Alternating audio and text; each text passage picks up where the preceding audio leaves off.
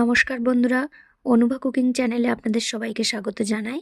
আজ আপনাদের সঙ্গে শেয়ার করব আমাদের গাছের সাদা বেগুন দিয়ে ট্যাংরা মাছের ঝোল। প্রথমে তেলের মধ্যে আলুগুলো লাল লাল করে ভেজে তুলে নেব। এবার ওই একই তেলের মধ্যে দিয়ে দিচ্ছি কেটে রাখা বেগুন। বেগুনগুলোও লাল লাল করে ভাজবো।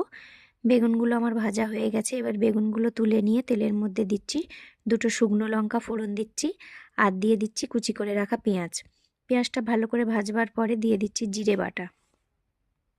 জিরেটা খানিকক্ষণ তেলের মধ্যে কষানোর পরে এতে দিয়ে দিচ্ছি হলুদ গুঁড়ো, লঙ্কার গুঁড়ো। মশলাটা খুব ভালোভাবে কষিয়ে নিয়ে ভেজে রাখা আলু আর বেগুনটা দিয়ে দিচ্ছি, আর দিচ্ছি পরিমাণ মতো নুন। এবার খুব ভালো করে কষিয়ে নিয়ে দিয়ে দেব জল। জলটা দেওয়া পরে 5 মিনিট মতো রান্না করে নিতে হবে, যতক্ষণ আলু আর বেগুন খুব ভালোভাবে সেদ্ধ হচ্ছে। সেদ্ধ হয়ে যাওয়ার পরে ভেজে রাখা ট্যাংরা মাছগুলো দিয়ে দিচ্ছি। এগুলো কিন্তু বড় বড় সাইজের ট্যাংরা মাছ, আপনারা দেখেই বুঝতে পাচ্ছেন মাছটা আগের থেকেই আমি ভেজে রেখেছিলাম। এবার উপর থেকে দিয়ে দিচ্ছি ধনেপাতা কুচি। শীতের সিজনে কিন্তু ধনেপাতা যে কোনো তরকারিতে না দিলে কিন্তু খেতে একদমই ভালো লাগে না। দেখুন এই যে তৈরি হয়ে গেছে গরম গরম ট্যাংরা মাছের ঝোল।